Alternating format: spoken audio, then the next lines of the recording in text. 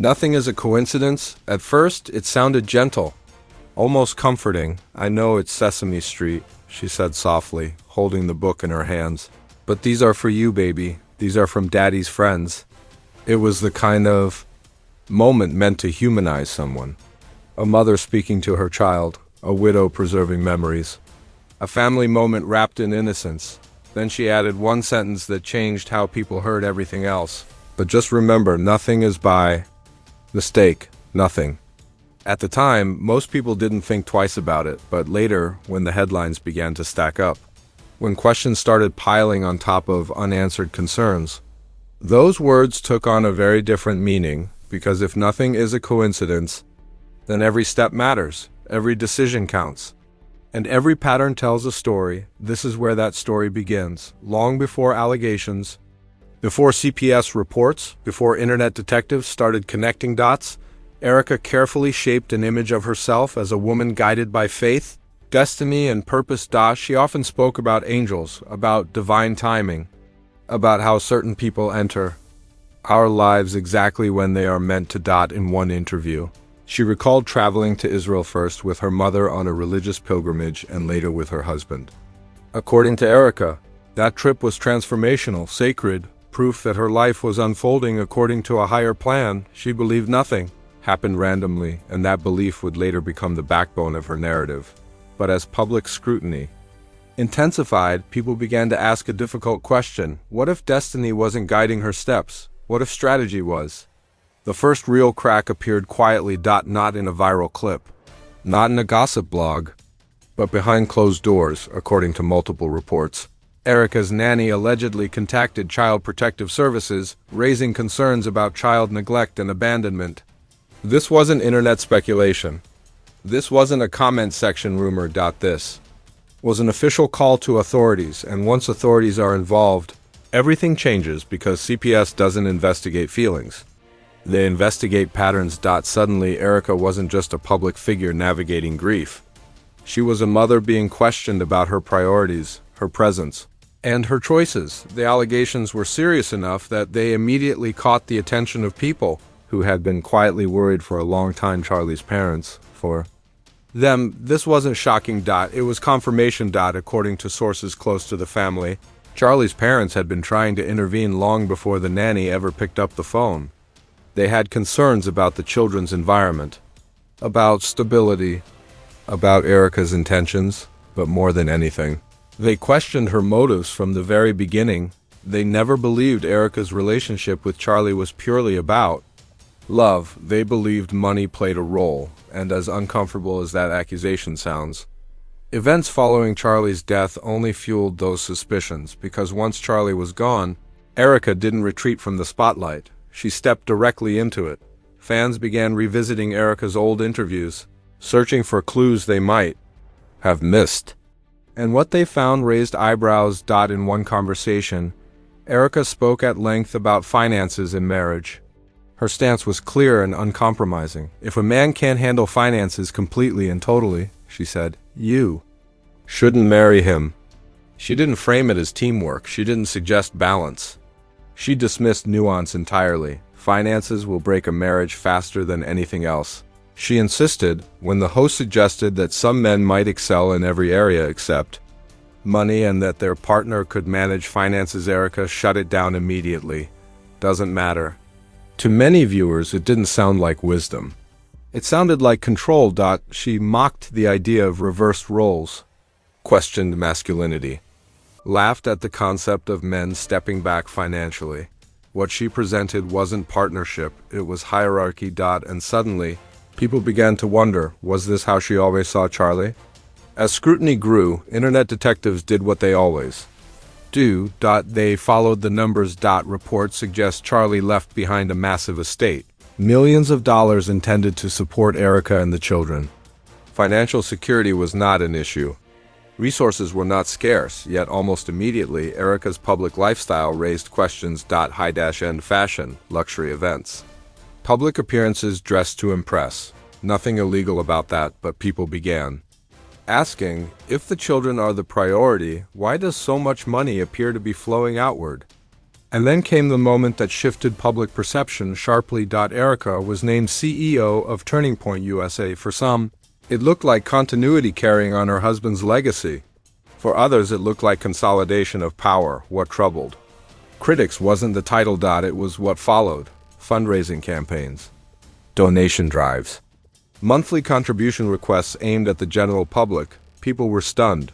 Why is she asking for donations? Didn't Charlie leave her millions? Why does this feel like monetizing grief? Supporters defended her.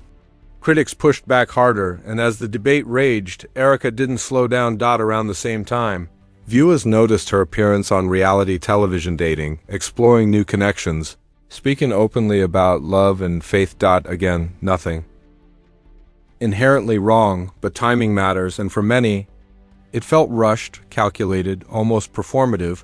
Then came the real estate questions. Records showed that Erika sold properties she and Charlie had purchased together, including a multi-million-dollar home in Scottsdale, Arizona less than 2 years after buying it. No clear explanation. No visible financial strain. Just a sale, followed closely by another fundraising push. For critics, the pattern became impossible to ignore: selling homes, requesting donations, expanding influence, all while a nanny was reportedly warning authorities about the children's welfare. And suddenly, the conversation shifted. This wasn't about taste or lifestyle anymore. It was about priorities, according to reports. The nanny's concerns centered on Erika's focus. She allegedly believed Erika was more invested in growing wealth, status, and public influence than in being consistently present for her children. In her view, if this trajectory continued, the children would suffer emotionally and possibly worse. As extreme as it sounds, some found the concern believable because Erika's past had already raised red flags. Years earlier, she was involved in a humanitarian project connected to an orphanage in Romania. Publicly, it was framed as charity helping vulnerable children find better lives, but testimonies from alleged victims paint a much darker picture: claims of families being pressured, children removed without proper documentation, relocation across countries under questionable circumstances. These are allegations, not convictions, but they are serious enough to disturb many observers, and they reopened an uncomfortable question. If someone could separate families in the name of charity, what would stop them from neglecting their own when ambition took over? Charlie's parents reportedly thought the same. They also questioned how Erika and Charlie met in the first place. According to Erika, it was destiny. A chance meeting in an airport line in Israel. She noticed a man who looked familiar. Her mother encouraged her to say hello. She hesitated. Later, she realized it was Charlie. Once again, she emphasized, nothing is a coincidence. But internet detectives noticed details Erika didn't address. Charlie's father was a powerful architect. Erika had a pageant background tied to influential networks. Their worlds weren't as separate as she suggested, and when Erika repeated the story in later interviews, her tone felt rehearsed. In old videos, viewers noticed something else: a lack of warmth, a performative affection. A woman playing a role rather than living a relationship. Slowly, public opinion hardened. Comments turned harsh. Sympathy faded. Calls for accountability grew louder. And when the nanny's allegations surfaced, many felt the pieces finally fit together. Between questionable priorities, financial behavior, a controversial past, and growing concern for the children, Erika's carefully built image began to fracture. This wasn't a scandal yet. It was a warning, and as authorities quietly stepped in, one question loomed over everything. If nothing is a coincidence, then how long was this story unfolding before anyone noticed? When authorities step in, there's a moment when a story stops being gossip. When it crosses a line, from speculation to scrutiny, from whispers to paperwork. That moment arrived quietly, without flashing headlines or viral clips. It arrived in the form of a phone call. According to multiple reports, a call was placed to Child Protective Services by someone who knew the household intimately, not a critic, not a rival, someone inside the home, someone with daily access, the nanny. And that detail changed everything. Because nannies don't call CPS lightly. They don't risk their livelihood, their reputation, or their future employment unless they believe something is seriously wrong. This wasn't about a disagreement. It wasn't about personality clashes. It was about concern. Allegedly, the nanny raised alarms about neglect and abandonment, about the children not receiving consistent care, supervision, or emotional presence. The claim was not that Erika was incapable, but that her priorities appeared elsewhere. Once that call was made, the situation moved out of the court of public opinion and into the hands of professionals trained to evaluate risk. CPS does not operate on vibes or online outrage. They document. They investigate. They verify, and when a case is opened, every aspect of a household comes under review. Schedules, caretakers, travel patterns, decision-making. Suddenly, Erika's public image no longer mattered. Only facts did for Charlie's parents. This development was devastating, but not surprising. Sources close to the family say they had been trying to intervene quietly for months. They had raised concerns, asked questions, requested access and reassurance, but their efforts reportedly hit a wall, according to insiders. They felt shut out, treated less like grandparents and more like obstacles. Their worry wasn't about control. It was about stability, they believed. The children needed routine, consistency, presence, and they weren't convinced Erika was providing it.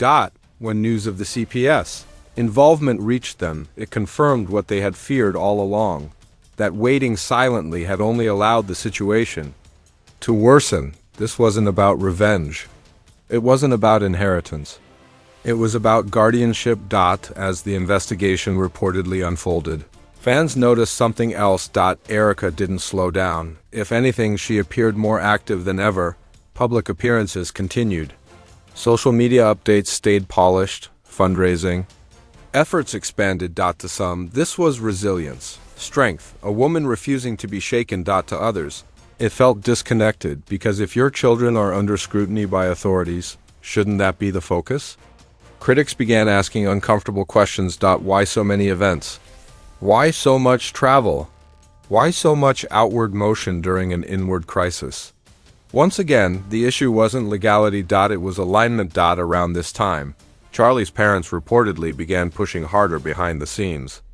Legal consultations, family discussions, quiet preparations. They were no longer asking whether something was wrong. They were asking what could be done.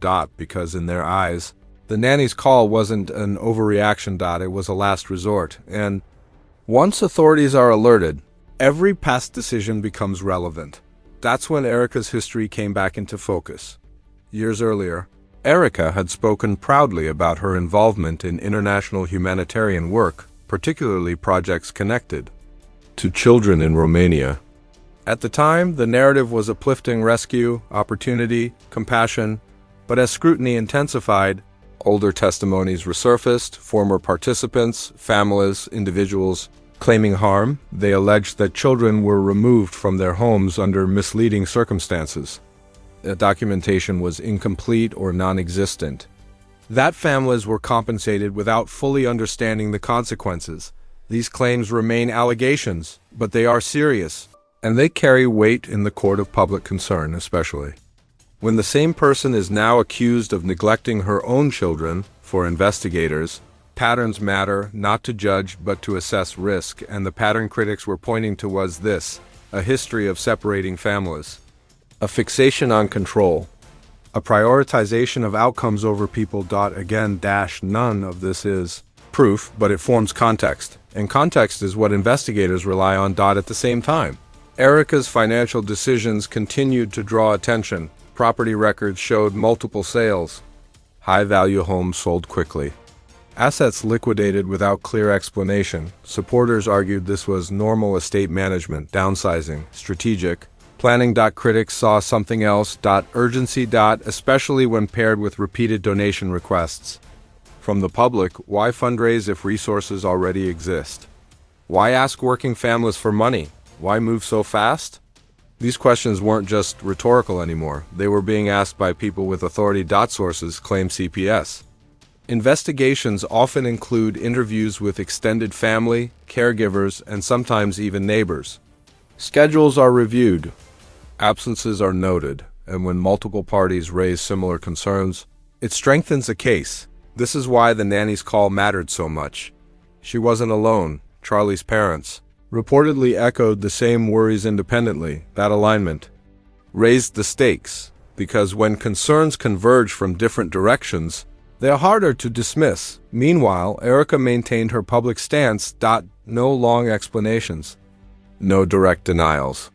No emotional breakdowns. Just continued momentum. Some interpreted that as confidence.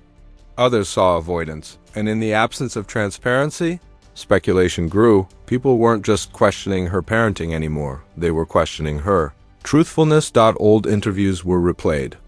Body language analyzed. Statements dissected. Viewers noticed how often Erika spoke about money, power, and control, and how rarely she spoke about motherhood in concrete terms. When she did mention the children, it was often abstract, symbolic, protective language without detail. For some, that was enough. For others, it felt hollow. Behind closed doors, sources say Charlie's parents were preparing for the possibility of a legal battle, not a public one. A private one? Custody discussions? Guardianship options?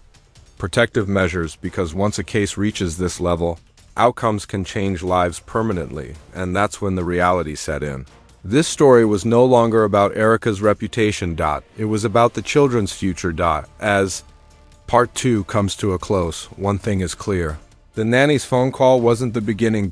It was the tipping point. Everything before it, the finances, the properties, the past allegations, the public behavior, all of it now exists under a microscope. And once that microscope is in place, there's no hiding behind coincidence.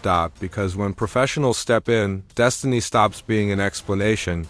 Evidence takes over. Follow the money. If there is one rule the internet never forgets, it's this: when motives are unclear, follow the money. By the time authorities were reportedly reviewing Erika's household situation, public attention had already shifted to a different question, one that refused to go away. Why did someone with access to millions appear to be constantly asking for more? That question didn't come from cynicism alone. It came from math. According to widely circulated reports, Charlie left behind a substantial estate, not symbolic wealth, not modest savings. We're talking about real, generational money assets, meant to ensure long-term stability for Erika and the children. Financial insecurity was not supposed to be part of the story, and yet, Erika's public behavior suggested urgency. The turning point came when she was announced as CEO of Turning Point USA. On paper, it looked like continuity. A widow stepping into her husband's legacy.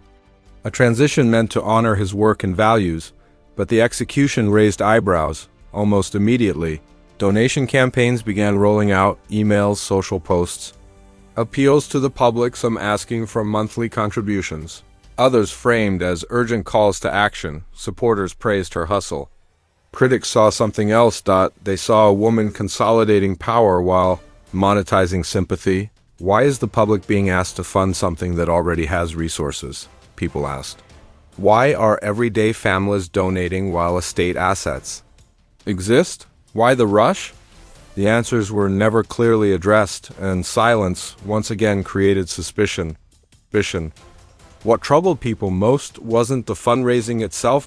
It was the tone. The messaging leaned heavily on emotion, on loss, on legacy, on duty. Critics felt grief was being leveraged as currency. Some even described it as transactional. Whether that interpretation was fair or not, it spread rapidly, and once a narrative like that takes hold, reversing it becomes nearly impossible, especially when other decisions seem to support it. Around the same time, property records became public conversation. Homes Erika and Charlie had purchased together, expensive, long-term family properties, were being sold. One in Scottsdale, Arizona, stood out, purchased for roughly $4 million. It was sold. Less than 2 years later, there was no public explanation, no relocation announcement, no visible financial necessity. To critics, it didn't look like downsizing. It looked like liquidation. And timing matters, because shortly after the sale, another fundraising push followed. To many observers, that sequence felt deliberate: sell high-value assets, request public donations, Expand institutional control, even supporters began asking questions. Then there was Erika's appearance on reality television. Some defended her right to live, date, and heal publicly. Others questioned the optics. Dating shows. On-screen vulnerability.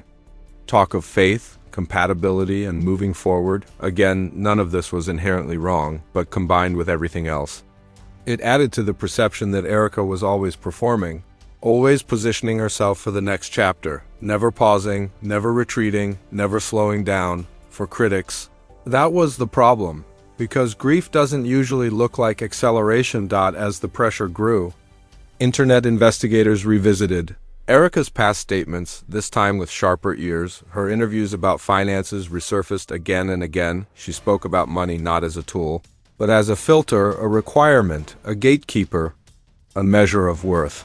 If a man can't handle money, she said, you shouldn't marry him. No room for compromise. No acknowledgement of partnership.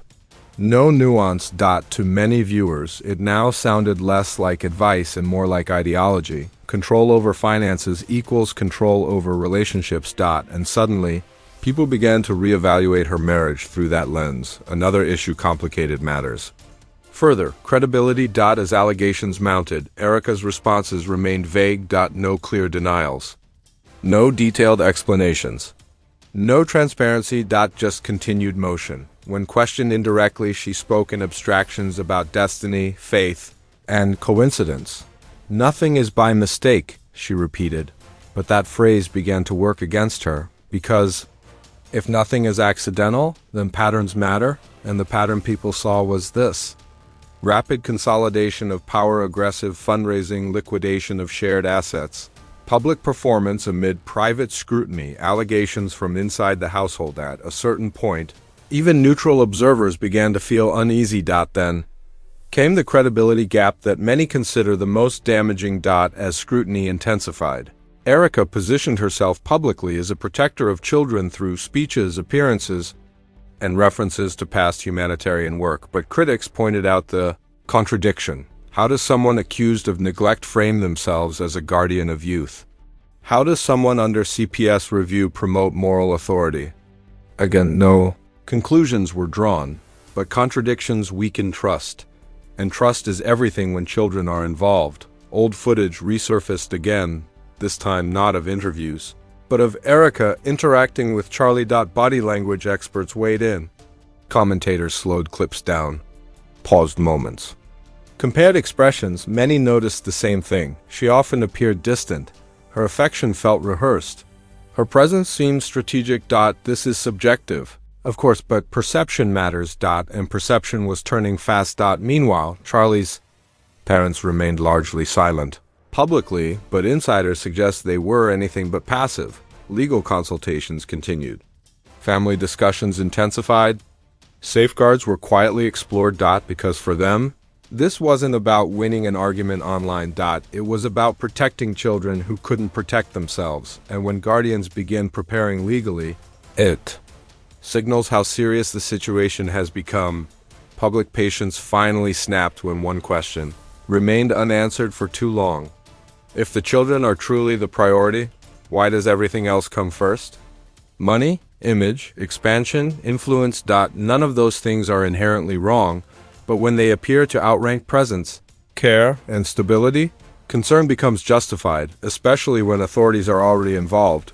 This is no longer about a grieving widow navigating hardship. It is about power, control, and accountability. It is about whether ambition has eclipsed responsibility, and it is about whether the systems designed to protect children will intervene before damage becomes irreversible. Because at this stage, one truth is unavoidable. This situation isn't spiraling because of rumors. It's spiraling because, too many questions remain unanswered. And in stories like this, unanswered questions rarely disappear. They escalate. Patterns don't appear overnight. Every public figure has a past. Most of the time, that past stays buried, irrelevant, disconnected, safely filed away under old chapters. But when allegations involve children, the past doesn't stay quiet. It comes back. And in this story, it came back from Romania, years before CPS reports, before financial scrutiny. Before the internet began following the money, Erika was publicly associated with a humanitarian initiative involving children in Romania.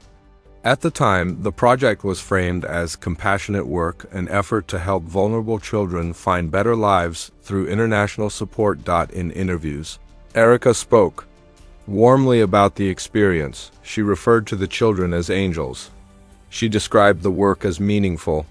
She emphasized love, generosity, and purpose. For a long time, that narrative went unchallenged. Until people started asking questions. As scrutiny intensified around Erika's parenting and priorities, internet investigators began digging into her earlier projects.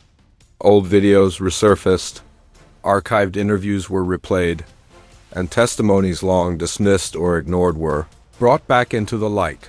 According to multiple individuals who later came forward, the reality of the Romanian orphanage work was far more complicated than the public narrative suggested. Some alleged that families were misled about the process. Others claimed children were removed without proper documentation. There were accusations that parents did not fully understand where their children were being sent or whether they would ever see them.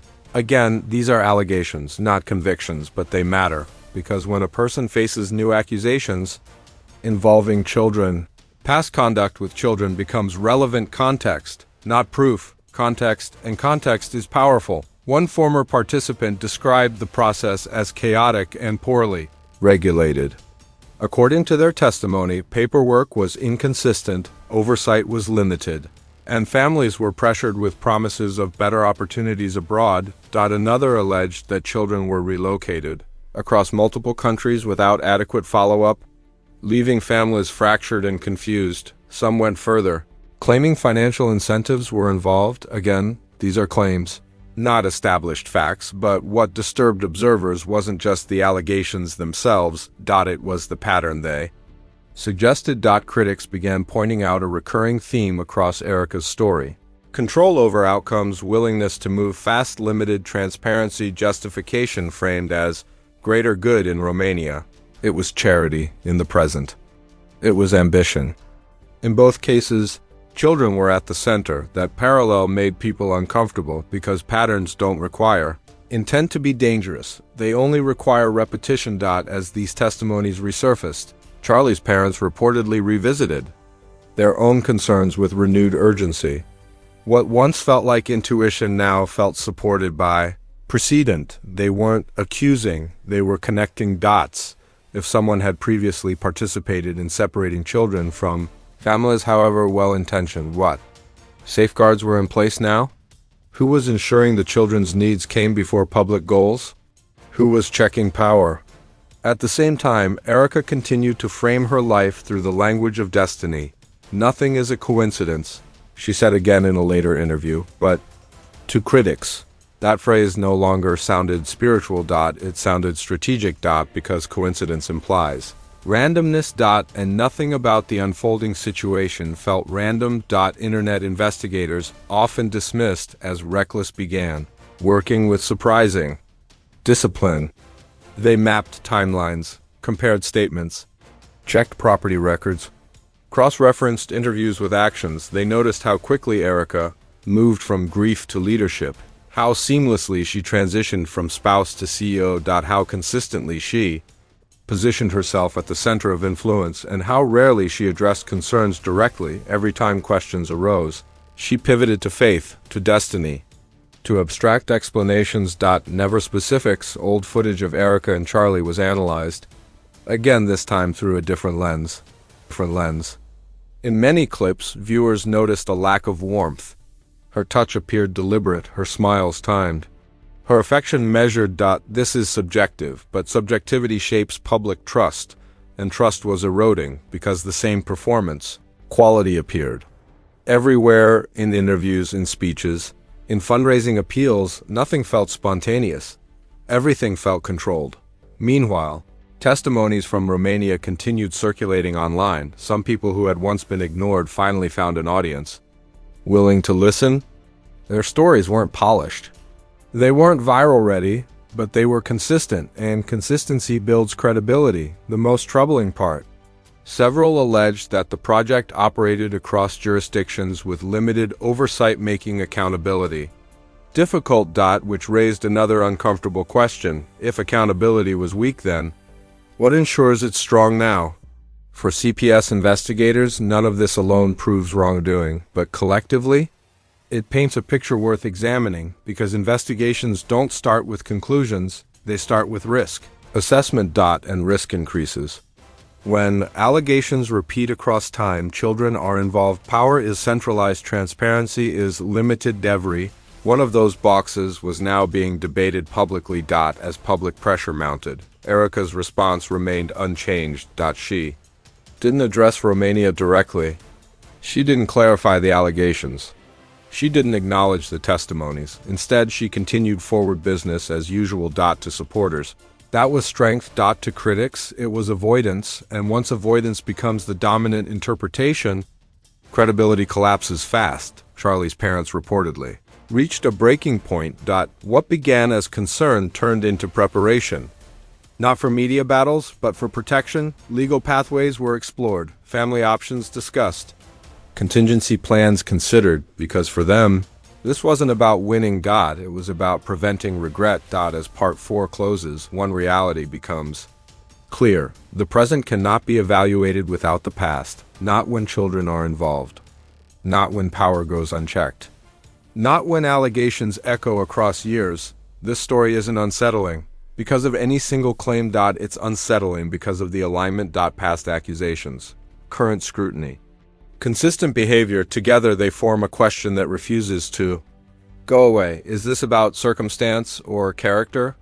And if it's character, what happens next? When the spotlight doesn't turn off by the time the story reached this point, and there was no controlling it anymore, what began as quiet concern had evolved into sustained scrutiny.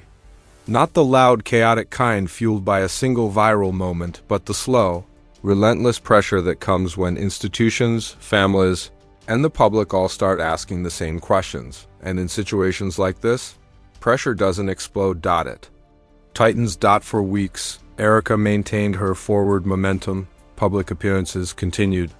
Leadership roles remained intact.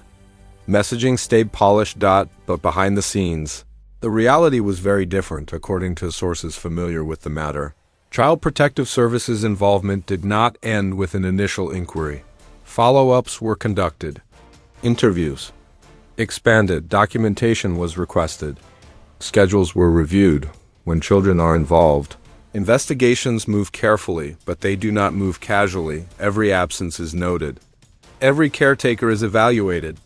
Every inconsistency matters. And most importantly, investigators look for patterns, not intentions. Charlie's parents reportedly became more visible in the process. Not publicly, not on social media. Privately. They were interviewed.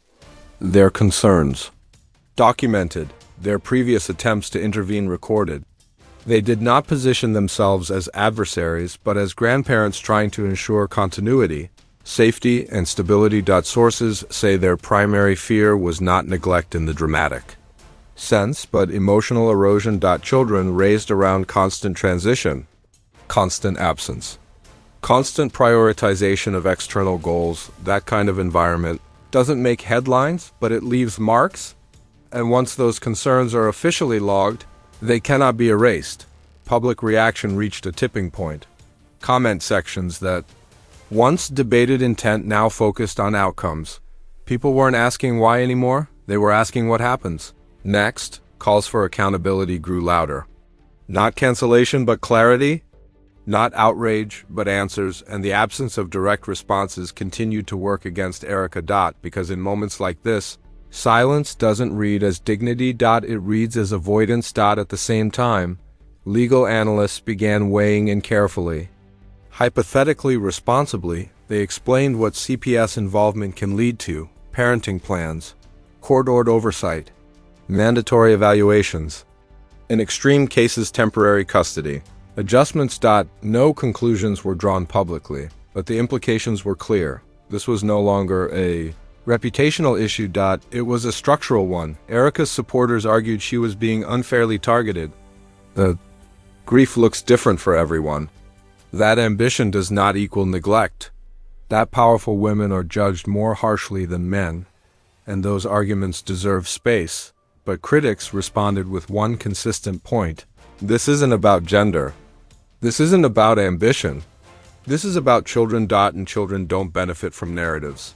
They benefit from presence. Meanwhile, the Romania allegations continue to circulate not as new claims, but as unresolved ones. No official rebuttal. No clarification. No closure, which meant they remained part of the public record unsettled and unresolved. For many observers, that silence echoed the present situation too closely for comfort, and once parallels are drawn, they are hard to undo. As weeks passed, Erika's image began to fracture, not collapse, but split. To some, she remained a resilient leader navigating extraordinary pressure. To others, she became a symbol of unchecked power wrapped in spiritual language. Two versions of the same person. Both incomplete and somewhere in between. Children who never asked to be part of the story. Insiders say the emotional toll eventually became impossible to ignore. Not on Erika, but on the people around her. Staff turnover increased. Inner circles tightened. Decision-making became more guarded. These are not signs of guilt. They are signs of stress. And stress changes behavior. One quiet moment shifted the tone more than any headline, according to someone close to the situation. A question was asked during a private discussion. If all of this stopped tomorrow, no cameras, no titles, no influence, what would be left for the kids? There was no immediate answer, and sometimes the lack of an answer is the answer. Public patience did not end with outrage. It ended with fatigue. People stopped speculating, stopped arguing, stopped defending. They began waiting. Waiting for outcomes, waiting for accountability, waiting for truth to emerge through process. Not performance, because real consequences don't arrive with HAS. They arrive quietly. Through paperwork, through rulings, through decisions that reshape lives without applause. As this chapter closes, one truth remains unavoidable. This story does not end with a verdict or a statement. It ends with responsibility. Responsibility to children who depend on adults to choose stability over ambition. Responsibility to institutions designed to protect the vulnerable. Responsibility to the past, when patterns were first formed, and responsibility to the future, where every decision made now will echo for years, if nothing is a coincidence. Then this moment matters, not because of what the internet believes, not because of what supporters or critics say, but because children are watching and learning what power looks like, what accountability looks like, and whether anyone steps in when it matters most.